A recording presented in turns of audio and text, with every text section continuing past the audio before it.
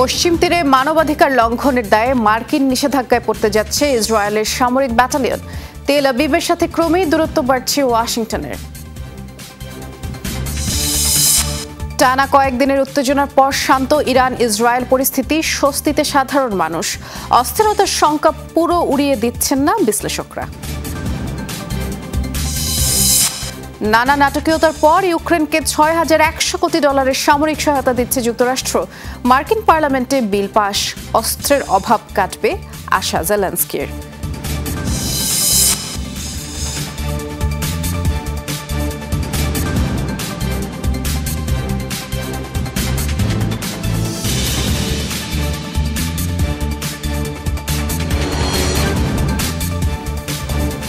শিরোনামগুলো শুনছিলেন, নুসরাত বৃষ্টির সাথে আছি। এবার মার্কিন নিষেধাজ্ঞার কবলে পড়তে যাচ্ছে ইসরায়েলের সামরিক ইউনিট। পশ্চিম তীরে মানবাধিকার লঙ্ঘনের অভিযোগ উঠেছে তেল আবিবের নেতসা ইহুদা ব্যাটালিয়নের বিরুদ্ধে, এবং যুদ্ধকালীন সময়ে মিত্র দেশের এমন সিদ্ধান্তে নাখোশ নেতানিয়াহু প্রশাসন। যুদ্ধকালীন সময়ে এ ধরনের পদক্ষেপ অযৌক্তিক আখ্যা দিয়ে যে কোনোভাবে নিষেধাজ্ঞা ঠেকাতে চাইছে তারা।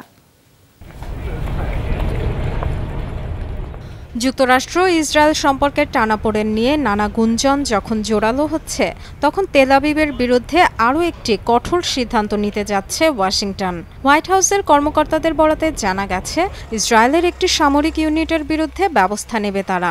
পশ্চিম তীরে ফিলিস্তিনিদের উচ্ছেদ ও মানবাধিকার লঙ্ঘনের দায়ে নিষেধাজ্ঞার কবলে পড়বে ইহুদা ব্যাটালিয়ন। এমন সিদ্ধান্তে তীব্র অসন্তোষ প্রকাশ করেছে নেতানিয়াহু প্রশাসন। অযৌক্তিক আখ্যা দিয়ে পাল্টা পদক্ষেপের হুঁশিয়ারিও দিয়েছেন ইসরায়েলি প্রধানমন্ত্রী।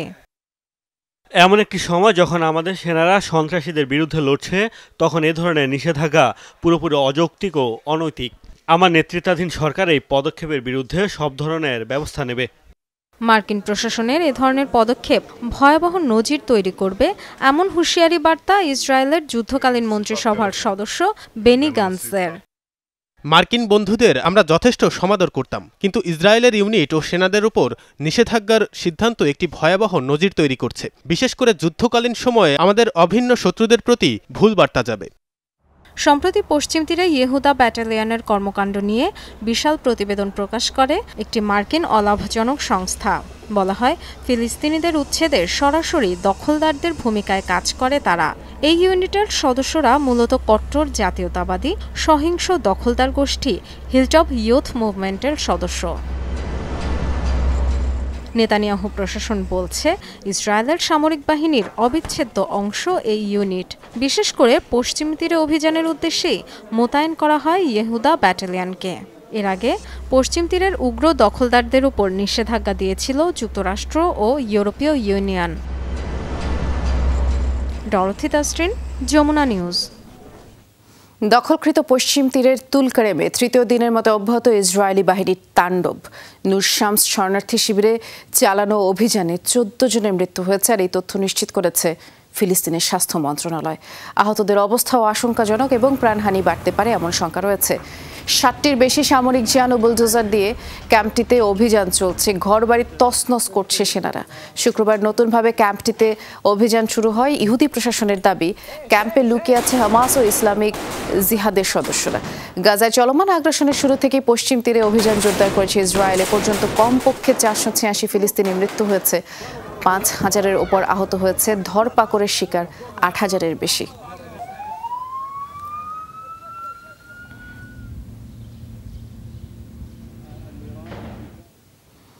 এদিকে দখলকৃত পশ্চিম তীরে একটি ইসরায়েলি সেনা চৌকিতে হামলা চালানো হয়েছে এমন দাবি জানালো স্বাধীনতাকামী সংগঠন আল কুদস ব্রিগেড। জানিয়েছে, নূর শামস শরণার্থী শিবিরে হামলার জবাবেই এই পদক্ষেপ। টার্গেট করা হয় ইসরায়েলি সেনাদের। হামলার পর নিরাপদে ঘাঁটিতে ফিরেছে স্বাধীনতাকামী যোদ্ধারা, এই তথ্য জানানো হয়। অবশ্য ক্ষয়ক্ষতির তথ্য জানায়নি ইসরায়েল। পশ্চিম তীরে নিয়মিত ইহুদিদের বিরুদ্ধে প্রতিরোধের চেষ্টা করে আসছে হামাস ও ইসলামিক জিহাদের সদস্যরা। নূর শামস শরণার্থী শিবিরে গেল 3 দিন ধরে চলা অভিযানে ইসরায়েলি বাহিনী আর ফিলিস্তিনি যোদ্ধাদের মধ্যে বেশ কয়েকবার গোলাগুলি হয়েছে।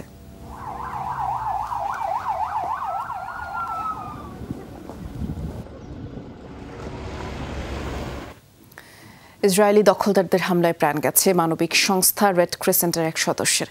রোববার এই তথ্য জানায় ফিলিস্তিনের স্বাস্থ্য মন্ত্রণালয়। ইহুদি বাহিনীর হামলায় আহত ফিলিস্তিনিদের অ্যাম্বুলেন্স চালিয়ে হাসপাতালে নিয়ে যাচ্ছিলেন মোহাম্মদ আওয়াদুল্লাহ নামের ওই ব্যক্তি। এ সময় অ্যাম্বুলেন্সটি লক্ষ্য করে গুলি ছুড়ে দখলদাররা, আর তাতেই তার প্রাণ যায়। আন্তর্জাতিক বিভিন্ন গণমাধ্যম জানায় রোববার ইসরায়েলি সেনাবাহিনীর হাতেও বেশ কয়েকজন অ্যাম্বুলেন্স কর্মী আটক হয়েছেন। 7 অক্টোবর গাজায় ইসরায়েলি আগ্রাসন শুরুর পর থেকে ইসরায়েলি বাহিনীর এই আগ্রাসন বেড়েছে পশ্চিম তীরে। শনিবারও জঙ্গি নির্মূলের নামে 10 ফিলিস্তিনিকে হত্যা করেছে ইহুদি সেনারা।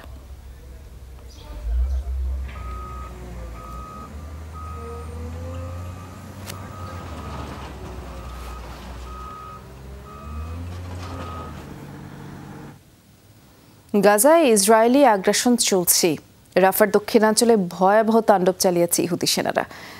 ইসরায়েলি হামলায় এক গর্ভবতী নারী আর 6 শিশুসহ অন্তত 16 ফিলিস্তিনি মৃত্যু হয়েছে। রাতভর সেন্ট্রাল গাজার নুসাইরাত শরণার্থী শিবির এবং উত্তর গাজার জাবালিয়া শরণার্থী শিবিরে গোলাবর্ষণ চলে, যাতে অন্তত 9 ফিলিস্তিনি প্রাণ হারান। এদিকে তেল আবিবের সেনা প্রত্যাহারের 2 সপ্তাহ পর খান ইউনিসের নাসের হাসপাতালে গণকবরের সন্ধান পেয়েছে ফিলিস্তিন কর্তৃপক্ষ, আর সেখান থেকে কমপক্ষে 50 ফিলিস্তিনি মরদেহ উদ্ধার করা হয়েছে। এদিকে উপত্যকায় 6 মাসের বেশি সময় আগ্রাসনে 34,000 প্রাণহানি ছাড়িয়ে গেছে, 77,000 ফিলিস্তিনি আহত হয়েছে।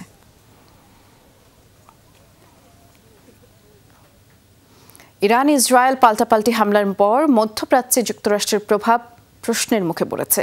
নানাভাবে চাপ প্রয়োগ করেও তেহরান ও তেল আবিবের হামলা থামাতে পারেনি ওয়াশিংটন। ঘনিষ্ঠ মিত্র ইসরায়েল গত কয়েক মাসে রীতিমতো ঘোষণা দিয়ে যুক্তরাষ্ট্রের অনেক আহ্বান উপেক্ষা করেছে।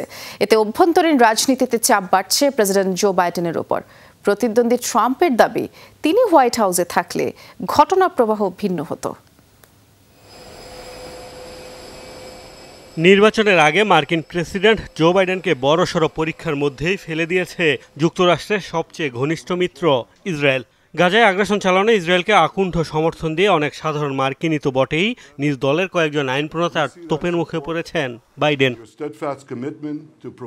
এমন পরিস্থিতিতে গত কয়েক মাসের নীতিতে কিছুটা পরিবর্তন এনেছে যুক্তরাষ্ট্র। নানামুখী চাপে গাজায় যুদ্ধবিরতির পক্ষে অবস্থান নেয় ওয়াশিংটন, আর তাতেই বাড়ে নেতানিয়াহুর সাথে বাইডেন প্রশাসনের দূরত্ব। জিম্মি উদ্ধার ও যুদ্ধবিরতি কার্যকরে কূটনৈতিক তৎপরতা চালালেও নেতানিয়াহু কিংবা হামাস কোনো পক্ষকেই এখন পর্যন্ত রাজি করাতে পারেনি দেশটি। রাফা স্থল অভিযান ইস্যুতেও স্পষ্ট হয়েছে ওয়াশিংটন তেল আবিবের মতবিরোধ। মার্কিন প্রশাসন উপত্যকার জনবহুল শহরটিতে আগ্রাসনের বিপক্ষে অবস্থান নিলেও নেতানিয়াহু স্থল অভিযান চালানোর সিদ্ধান্তে এখন অনড়। বাইডেনের কোনো সিদ্ধান্তকেই যেন গুরুত্ব দিচ্ছেন না ইসরায়েলি প্রধানমন্ত্রী। ইরান ইসরায়েল উত্তেজনায় আরও একবার প্রভাব বিস্তারে ব্যর্থ বিশ্ব রাজনীতিতে সুপার পাওয়ার যুক্তরাষ্ট্র। তেহরানকে নানা হুমকি ধামকি দিয়েও থামানো যায়নি। ওয়াশিংটনের সতর্কবার্তা উপেক্ষা করেই নিজেদের ইতিহাসে প্রথমবার ইসরায়েলের ভূখণ্ডে হামলা চালায় দেশটি। এমনকি যুক্তরাষ্ট্রের শান্ত থাকার আহ্বানকে পাত্তা দেননি প্রতিশোধ নিতে মরিয়া নেতানিয়াহু। বিশ্লেষকরা বলছেন, মধ্যপ্রাচ্যের রাজনীতিতে বাইডেনের এমন নড়বড়ে অবস্থান প্রভাব ফেলবে প্রেসিডেন্ট নির্বাচনেও। এরই মধ্যে প্রতিদ্বন্দ্বী ডোনাল্ড ট্রাম্পের কটাক্ষের শিকার হয়েছেন তিনি। সাবেক প্রেসিডেন্ট ট্রাম্পের দাবি, তিনি ক্ষমতায় থাকলে এমন অস্থিতিশীল হতো না মধ্যপ্রাচ্য পরিস্থিতি। মোস্তফা মাহমুদ, যমুনা নিউজ। হামলা পাল্টা হামলায় টানা কয়েকদিন উত্তেজনার পর শান্ত ইরান ইসরায়েল পরিস্থিতি। নতুন করে হামলা বা প্রতিক্রিয়া না আসায় সাধারণ মানুষ স্বস্তিতে। তবে দুপক্ষের কথার লড়াই এবং হুমকি ধামকি এখনো অব্যাহত আছে, তাই যে কোনো সময় অস্থিরতার শঙ্কাও উড়িয়ে দিচ্ছেন না বিশ্লেষকরা। শান্ত তেহরানের পথঘাট, হামলা সংঘাত শঙ্কায় ভরা কয়েকটি দিন কাটিয়ে স্বাভাবিক জনজীবন। যুদ্ধ বা উত্তেজনা নয়, শান্তি চায় সাধারণ মানুষ। সকালে উঠেই নিউজ স্ক্রল করি পরিস্থিতি জানতে। সবাই স্বাভাবিকভাবেই চলাফেরা করছে, বাজার ঘাটে যাচ্ছে। পরিস্থিতি কিভাবে উন্নতি হবে জানি না, তবে আমরা ইরানের জনগণ শান্তি পছন্দ করি, যুদ্ধকে ঘৃণা করি। গাজায় হামাসের কাছে জিম্মিদের মুক্তি নিশ্চিত হয়নি এখনো। এ পরিস্থিতিতে ইরানের সাথে নতুন করে সংঘাত চায় না ইসরায়েলিরাও। দীর্ঘমেয়াদী উত্তেজনা চাই না, ধ্বংসযজ্ঞ যা পুরো বিশ্বের জন্যই ক্ষতিকর। আশা করি তা এড়ানো যাবে। বিশ্লেষকরা বলছেন, পরস্পরের ভূখণ্ডে হামলা চালিয়ে একে অপরকে সতর্ক করেছে দুদেশ। আপাতত এড়ানো গেছে বড় ধরনের সংঘাত। তবে থমথমে পরিস্থিতিতে আবারও উত্তেজনা বৃদ্ধির শঙ্কাও উড়িয়ে দিচ্ছেন না তারা। ইসরায়েল ও ইরান দুপক্ষই সংঘাত বাড়াতে বিশেষ আগ্রহী নয়। পরস্পরের বিরুদ্ধে অনেকটা পরীক্ষামূলক অভিযান চালিয়েছে তারা। তেল আবিবের হামলা যেহেতু খুব সীমিত পরিসরে ছিল, বড় প্রতিক্রিয়া দেখানোর প্রয়োজন হয়নি তেহরানের। গাজায় ইসরায়েলের চলমান আগ্রাসন শুরুর পর থেকেই মধ্যপ্রাচ্যের বিভিন্ন দেশে সক্রিয় হয়ে ওঠে হুতি, হিজবুল্লাহর মতো ইরান সমর্থিত গোষ্ঠীগুলো। নিয়মিত তেল আবিব বিরোধী হামলা চালিয়ে আসছে তারা। জবাবে চলতি মাসের শুরুতে সিরিয়ায় তেহরানের দূতাবাসে হামলা চালায় ইসরায়েল। মৃত্যু হয় 7 ইরানি কর্মকর্তার। তুঙ্গে পৌঁছায় উত্তেজনা। এরই জেরে ইসরায়েলি ভূখণ্ডে প্রথমবারের মতো হামলা চালায় তেহরান। সবশেষ শুক্রবার ইরানের ইস্ফাহানে স্পর্শকাতর এলাকায় মিসাইল হামলা চালিয়েছে Tel Aviv. Dorothy Tasrin, Jamuna news. একতা ছাড়া ইসরায়েলের বিরুদ্ধে বিজয় অর্জন অসম্ভব, তাই ফিলিস্তিনিদের ঐক্যবদ্ধ হওয়ার আহ্বান জানালেন তুরস্কের প্রেসিডেন্ট রিসেপ তাইয়েপ এরদোগান। শনিবার হামাস নেতাদের সাথে 2.5 ঘণ্টার রুদ্ধদ্বার বৈঠকে তুর্কি প্রেসিডেন্ট এসব বলেছেন। এদিকে গাজায় বর্বরতা বন্ধে তেল আবিবের উপর চাপ বাড়ানোর পাশাপাশি স্বাধীন ফিলিস্তিনি রাষ্ট্র গঠনে কূটনৈতিক তৎপরতা চালাচ্ছে মুসলিম দেশটি। গাজায় আগ্রাসন ইস্যুতে বরাবরই ইসরায়েলের বিরুদ্ধে সরব তুরস্ক। এরই মধ্যে তেল আবিবের উপর বাণিজ্যিক বিধিনিষেধ আরোপ করেছে দেশটি। নেতানিয়াহু প্রশাসনকে নিয়মিতই তুলোধুনো করেন তুর্কি প্রেসিডেন্ট। তাণ্ডবের 6 মাস পর প্রথমবার তুরস্ক সফরে গেলেন হামাসের রাজনৈতিক শাখার প্রধান ইসমাইল হানিয়া। সাথে ছিলেন ফিলিস্তিনি নেতা খালেদ মিশালও। ইস্তাম্বুলে শনিবার 2.5 ঘণ্টা রুদ্ধদ্বার বৈঠক করেন এরদোগানের সাথে। বৈঠক শেষে বিবৃতি প্রকাশ করে তুরস্কের প্রেসিডেন্ট কার্যালয়। জানায় ইসরায়েলি আগ্রাসনের বিরুদ্ধে ফিলিস্তিনিদের ঐক্যবদ্ধ হওয়ার আহ্বান জানিয়েছেন রিসেপ তাইয়েপ এরদোগান। বৈঠকে গুরুত্ব পেয়েছে স্বাধীন ফিলিস্তিন রাষ্ট্র গঠন, ইসরায়েলি দখলদারিত্বের অবসান এবং মধ্যপ্রাচ্যে স্থায়ী শান্তি প্রতিষ্ঠা। ইরান ইসরায়েল টানাপোড়েনে ফিলিস্তিনিদের ওপর চলমান নৃশংসতা যাতে চাপা না পড়ে সেটি নিশ্চিতেও ব্যাপক কূটনৈতিক তৎপরতা চালাচ্ছে আঙ্কারা। বর্তমানে হামাস নেতা ছাড়াও তুরস্ক সফর করছেন মিশরের পররাষ্ট্রমন্ত্রী। দুদেশেরই দাবি স্বাধীন ফিলিস্তিন রাষ্ট্র গঠনই মূল লক্ষ্য। ইসরায়েলি দখলদারিত্বের অবসান এবং 2 রাষ্ট্রভিত্তিক সমাধানই আমাদের অগ্রাধিকার, নতুবা শান্তি ফিরবে না মধ্যপ্রাচ্যে। ইয়েমেনে হামলা হচ্ছে, সংঘাতে জড়াচ্ছে ইরান ইসরায়েল, যার প্রভাবে পুরো অঞ্চলে বিশৃঙ্খল পরিস্থিতি। নিশ্চিত করতে হবে ফিলিস্তিনিদের অধিকার। গাজায় স্থায়ী যুদ্ধবিরতির চুক্তি কার্যকরে যখন অন্যরা ব্যর্থ, তখন মধ্যস্থতায় আগ্রহী তুরস্ক। তবে প্রবল ইসরায়েল বিদ্বেষী অবস্থানের কারণে তেল আবিবের কাছে দেশটি কতটা গ্রহণযোগ্যতা পাবে সেটি নিয়ে রয়েছে সংশয়। মোস্তফা মাহমুদ, যমুনা নিউজ। ফিলিস্তিনি পতাকা দিয়ে পাতা ফাঁদে পড়ে আহত হলেন এক ইসরায়েলি নাগরিক। দখলকৃত পশ্চিম তীরে এই ঘটনা ঘটেছে। এর মধ্যে সামাজিক যোগাযোগ মাধ্যমে সেই ভিডিও ফুটেজ ছড়িয়ে পড়েছে। আপনারা স্ক্রিনে দেখতে পাচ্ছেন। ফিলিস্তিনি পতাকা দেখে এক ব্যক্তি এগিয়ে যান, লাথি দিয়ে ফেলে দেওয়ার চেষ্টা করেন পতাকাটির, সাথে সাথে বোমার বিস্ফোরণ ঘটে। তেল আবিব জানায় এ ঘটনায় ওই ব্যক্তি আহত হয়েছেন, বর্তমানে চিকিৎসাধীন। তবে কবে আর পশ্চিম তীরের ঠিক কোথায় এই ঘটনা তা জানা যায়নি। লেবাননে ইসরায়েলি হামলায় প্রাণ গেছে হিজবুল্লাহর 3 যোদ্ধার। শনিবার দেশটির দক্ষিণাঞ্চলের একটি বাড়িতে ইহুদি সেনারা অভিযান চালায়। হামলার জবাবে ইসরায়েলের 2টি শহরে পাল্টা হামলা চালিয়েছে সশস্ত্র গোষ্ঠীটি। আগুন ধরিয়ে দেওয়া হয়েছে ইসরায়েলের একাধিক নজরদারি সরঞ্জাম আর বিভিন্ন স্থাপনায়। হামলা চালানো হয় ইহুদি সেনাদের লক্ষ্য করেও। এক বিবৃতিতে এসব তথ্য জানিয়েছে লেবাননের সশস্ত্র গোষ্ঠীটি। 7 অক্টোবর ইসরায়েল হামাস সংঘাত শুরুর পর থেকে উত্তেজনা বিরাজ করছে লেবানন ইসরায়েল সীমান্তে। প্রতিদিনই গুলি বিনিময় হচ্ছে ইসরায়েলি সেনাবাহিনী আর হিজবুল্লাহর মধ্যে।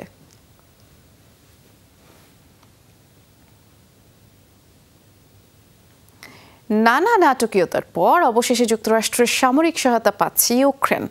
শনিবার মার্কিন পার্লামেন্টের নিম্নকক্ষে পাশ হয় এই সংক্রান্ত বিল। বিলটি অনুমোদন পেলে প্রায় $6,100 কোটি বরাদ্দ পাবে ইউক্রেন। কৃতজ্ঞতা জানিয়েছেন দেশটির প্রেসিডেন্ট ভলোদিমির জেলেনস্কি। এখন সিনেটের অনুমোদন প্রয়োজন। দ্রুততা নিশ্চিতে সিনেটরদের অনুরোধ করেছেন প্রেসিডেন্ট জো বাইডেন। ইউক্রেনকে সামরিক সহায়তা দেয়া না দেয়া নিয়ে কয়েক মাস ধরেই যুক্তরাষ্ট্রে চলছে টানাপোড়েন। রাজনৈতিক জটিলতায় আটকা ছিল এতদিন। অবশেষে মার্কিন কংগ্রেসের প্রতিনিধি পরিষদে পাশ হলো বিলটি। শনিবার কংগ্রেসে হয় ভোটাভুটি। সমর্থনে ভোট দিয়েছেন ৩১১ মার্কিন আইন প্রণেতা, বিপক্ষে পড়ে ১১২টি ভোট। এখন প্রয়োজন শুধু সিনেটের অনুমোদন। পরে বাইডেন স্বাক্ষর করলেই তা পরিণত হবে আইনে। ফলে ইউক্রেনকে সামরিক সহায়তা দিতে থাকবে না কোনো বাধা। এরই মধ্যে বিলটি পাশ করতে সিনেটরদের প্রতি আহ্বান জানিয়েছেন প্রেসিডেন্ট।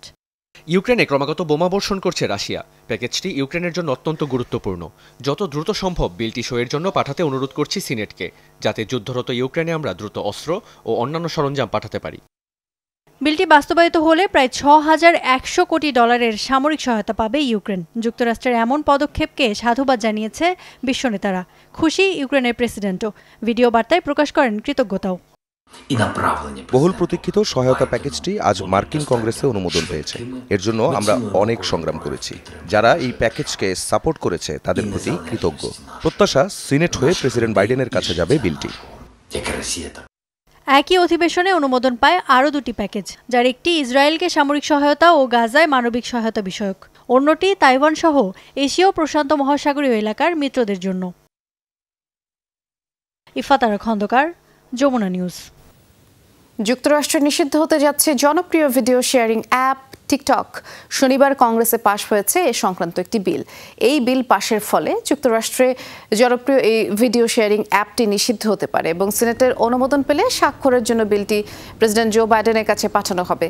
টিকটকের উপরে চীনের প্রভাব নিয়ে উদ্বিগ্ন মার্কিন আইনি প্রণেতারা। অ্যাপটির মালিক প্রতিষ্ঠান বাইটড্যান্স মূলত বেইজিং ভিত্তিক। তাই অভিযোগ আছে যুক্তরাষ্ট্রের ব্যবহারকারীদের তথ্য চীনের কর্মকর্তাদের কাছে প্রতিষ্ঠানটি সরবরাহ করছে। এর আগেও টিকটক নিষিদ্ধের উদ্যোগ নিয়েছিল যুক্তরাষ্ট্র।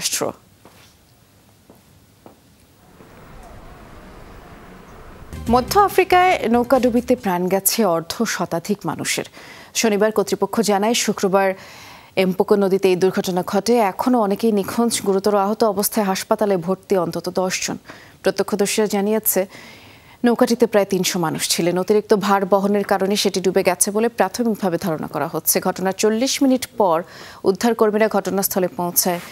জানা যায় ঘটনার পরদিনই উদ্ধার কাজ বন্ধ করে দিয়েছে কর্তৃপক্ষ, যে কারণে নিজ উদ্যোগে নিখোঁজদের খোঁজ করছেন স্বজনরা।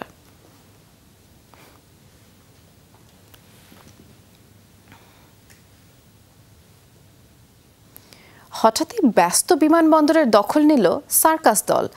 স্টেজ বা মঞ্চের বালাই নেই। জনাকীর্ণ বিমানবন্দরের ফ্লোরে সার্কাস প্রদর্শনী চলে। বিমানের অপেক্ষায় থাকা যাত্রীরা কিছুক্ষণের জন্য নির্মল আনন্দে উপভোগ করলেন বর্ণিল সাজের পারফরমেন্স। শনিবার অভিনব এই দৃশ্য দেখা যায় রোমানিয়ার রাজধানী বুখারেস্ট এয়ারপোর্টে। বিশ্ব সার্কাস দিবস উদযাপনে এই উদ্যোগ নেওয়া হয়। সাধারণত বিমানবন্দর মানে যাত্রীদের দৌড়ঝাঁপ আর নানা ধরনের ব্যস্ততা। অবশ্য শনিবার রোমানিয়ার বুখারেস্টে দেখা গেল ভিন্ন দৃশ্য।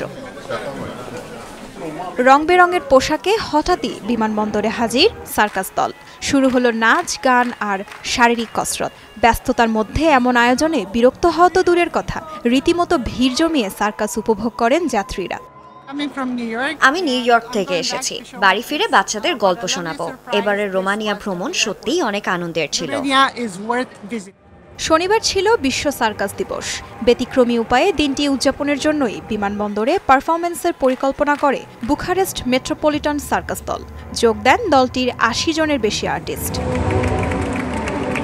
বিমানবন্দরে অবস্থানরত শিশুদের চমকে দিতে ছিল বাড়তি প্রচেষ্টা। বিভিন্ন প্রাণীর সাজে পারফর্ম করেন আর্টিস্টরা। সার্কাস দলটির দাবি, বিমানবন্দরে এমন আয়োজনের নজির আগে নেই। এর আগে কখনোই কোনো এয়ারপোর্টে পারফর্ম করিনি। রোমানিয়ার এয়ারপোর্টে সার্কাসের আয়োজন এই প্রথম। আশপাশের পরিবেশও আমাদের জন্য অনেকটাই অন্যরকম। এয়ারপোর্টে এমন আয়োজন সত্যিই অন্যরকম। এই আয়োজনে অংশ নিতে পেরে ভালো লাগছে। বিমানবন্দরে ব্যতিক্রমী এই উদ্যোগে রোমানিয়ার পর্যটন খাতেও ইতিবাচক প্রভাব পড়বে বলে আশা আয়োজকদের। তাজরিয়ান সোভান, যমুনা নিউজ। এই ছিল যমুনা আইডেস্কের আয়োজনে সাথে থাকার জন্য সবাইকে ধন্যবাদ।